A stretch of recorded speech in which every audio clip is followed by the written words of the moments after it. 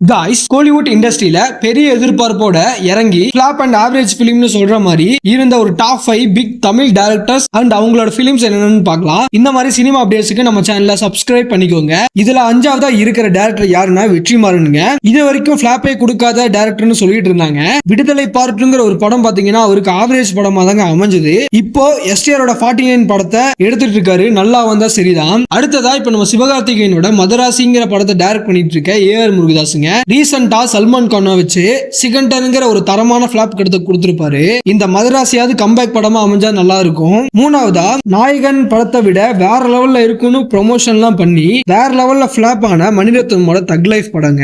Kamal and STR காம்போல பெரிய எக்ஸ்பெக்டேஷனா இருந்துச்சு, ஒன்னும் இல்லாம வேஸ்டா போச்சு. ரெண்டாவதா பிரம்மாண்டத்துக்கு பேர் போன டைரக்டர் சங்கர் லாஸ்டா கேம் சேஞ்சர் இந்தியன் 2ங்கிற பிளாப் மேல பிளாப் படங்களா கொடுத்திருந்தாரு. இதுக்கப்புறமாவது நல்ல படத்தை தந்தா சூப்பரா இருக்கும். ஒன்னாவதா இருக்கிறது ரீசென்ட்லி சூப்பர் ஸ்டாரோட 1000 கோடி கண்டிப்பா அடிக்குங்கிற எக்ஸ்பெக்டேஷன்ல ரிலீஸ் ஆன லோகேஷோட கூலி படங்க. நிறைய நெகட்டிவ் கமெண்ட்ஸோட ஏதோ ப்ரீ புக்கிங்ல கலெக்ஷனை போட்டு தாக்கிட்டு இருக்கு. இந்த 5 டைரக்டர்ஸ்ல உங்களுக்கு யார் கம்பேக் கொடுத்தா நல்லா இருக்கும் நீங்க நினைக்கிறீங்க அப்படிங்கறத மறக்காம கமெண்ட்ல சொல்லுங்க.